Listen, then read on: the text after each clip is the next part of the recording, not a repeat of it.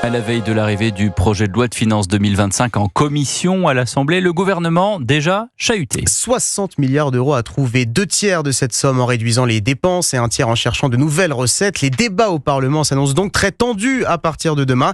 Illustration avec ses premières passes d'armes dès aujourd'hui lors des questions au gouvernement. Alexis de la Fontaine. Oui, la droite s'insurge contre la justice fiscale promue par Michel Barnier.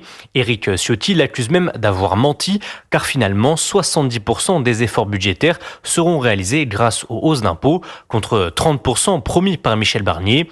Le président de l'Union des droites dénonce donc le manque de courage du Premier ministre à s'attaquer aux trop généreuses dépenses de l'État. Nous nous opposerons, Monsieur le Premier ministre, à ce budget qui conduira à une récession et qui frappera les ménages et les entreprises. Au vu de ce budget digne des gouvernements socialistes, je me demande si vous n'êtes pas devenu le Premier ministre rêvé du nouveau Front populaire. Piqué au vif, Michel Barnier répond immédiatement à la mise en cause d'Éric Ciotti. Cessez de nous donner des leçons. Je les écoute toujours avec attention. Je continuerai de les écouter d'où qu'elles viennent, à condition qu'on s'en tienne aux faits, aux chiffres, à la vérité, monsieur Ciotti. L'ambiance électrique de ces premiers échanges budgétaires donne le ton des jours à venir. Alexis de la Fontaine du service politique d'Europe 1.